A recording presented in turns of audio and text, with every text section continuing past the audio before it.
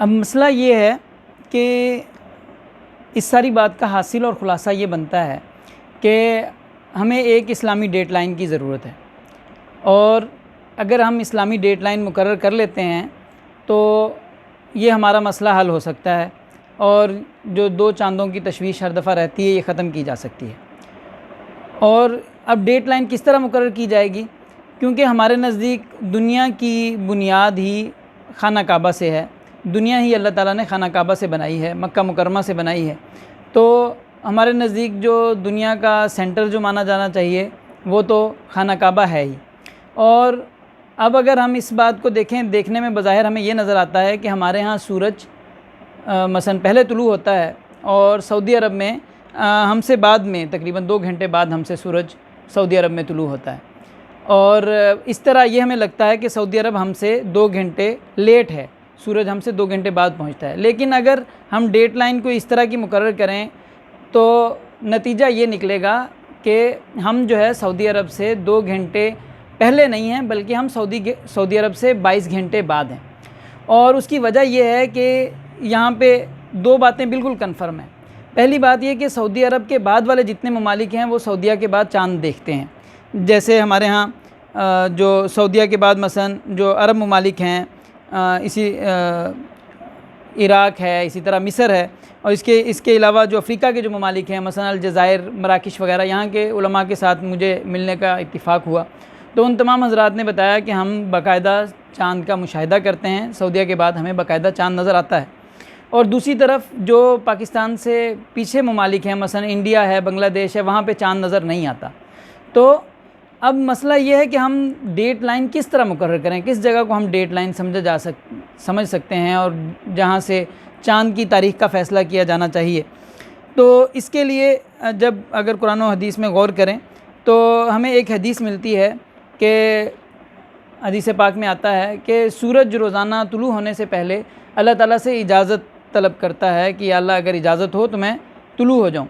तो अब इसका नतीजा ये है कि जो तारीख़ हमें मुकर्रर करनी चाहिए, क़यामत के करीब जो होगा उसको इजाज़त नहीं मिलेगी, तो जो तारीख़, जो दिन, जो जगह मुकर्रर करनी चाहिए डेडलाइन, वो ऐसी जगह होनी चाहिए कि सूरज के तुलू होने के हिसाब से वो करनी चाहिए। तो हमारे यहाँ दिन की अगर इब्तिदा देखें तो हमारे यहाँ दिन की इब्तिदा मानी जाती है सुबह सादिक से, जिस वक़्त यानी अज़ान होती है तो उस वक़्त से हमारे यहाँ दिन की इब्तिदा होती है।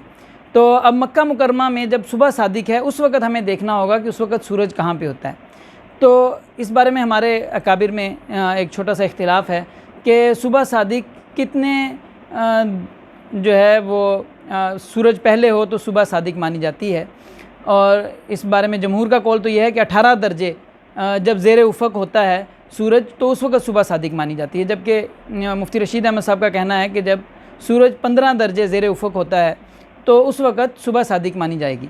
तो अगर हम ग्लोब में 15 दर्जे मक्का मुकरमा से पीछे अगर हम देखते हैं तो 15 दर्जे पीछे यानी मक्का मुकरमा 45 डिग्री पे है, तो 60 डिग्री के ऊपर अफ़गानिस्तान और ईरान का जो बॉर्डर है वो 60 डिग्री पे वाक़ है।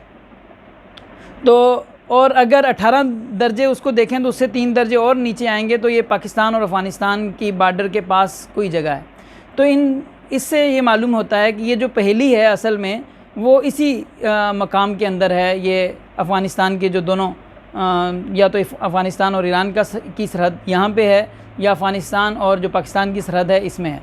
और इस इलाके के बारे में आप सल्लल्लाहु अलैहि वसल्लम ने बाज़ खुसूसी जो है वो बातें भी ज़िक्र की हैं जिनसे इस इलाके की अहमियत भी मालूम होती है। जैसे मसलन आप सल्लल्लाहु अलैहि वसल्लम ने इरशाद फरमाया हज़रत सुलेमान फ़ारसी रज़ी अल्लाह तआला अन्हु के बारे में कि अगर दीन सुरैया पर भी होता, ईमान सुरैया पर भी होता तो अहले फ़ारिस में से कोई उसे तलाश करके ले आता। और इसी तरह अहले खुरासान के आप सल्लल्लाहु अलैहि वसल्लम ने बहुत ज़्यादा फ़ज़ाइल बयान फरमाए हैं। खुरासान के इलाके को की अगर सरहद देखी जाए तो वो भी कुछ हिस्सा ईरान का उसमें आता है और कुछ हिस्सा उसका पाकिस्तान में आता है। तो यहाँ पे यानी अगर इन तमाम बातों में गौर करें तो मालूम होता है कि जो डेडलाइन मुकर्रर करनी चाहिए वो इस जगह पे, ये यहाँ पे कोई जो पहेली है वो या 15 दर्जे पे है या 18 दर्जे पे है। अब इस वक्त खुशकिस्मती से अफ़गानिस्तान में उलमाए किराम की हुकूमत है और वहाँ पे वो इंटरनेशनल मुआहिदों के तहत नहीं है। मसलन बाकी सारी दुनिया तो इस बात के, मुस्लिम ममालिक जो भी मुआहिदों के ताबे हैं तो वो इस बात को मानने के पाबंद है। मसलन जो दुनिया में जिस दिन को जब जुमा माना जाता है तो सारे उस दिन जुमा मानते हैं, लेकिन क्योंकि वो इसके पाबंद नहीं हैं और इसकी और लेकिन उसके ऊपर उनकी रूयत के ऊपर बाज़ पाकिस्तानी अहले रूयत वालों को कुछ एतराज़ात हैं कि वहाँ पे एक इस बात की पाबंदी नहीं की जाती।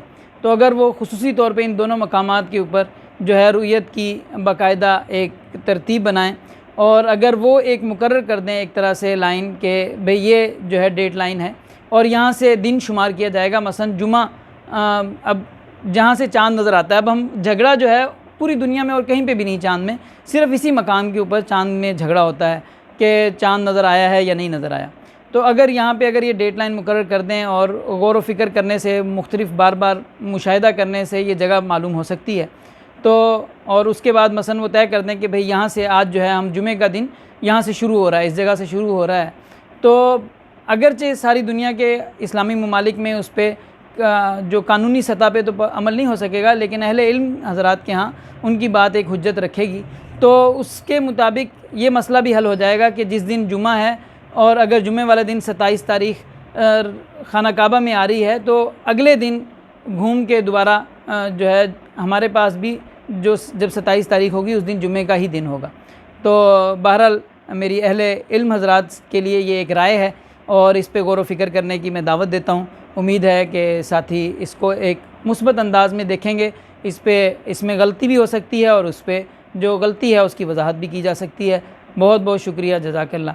अल्लाह हाफ़िज़, अस्सलामु अलैकुम।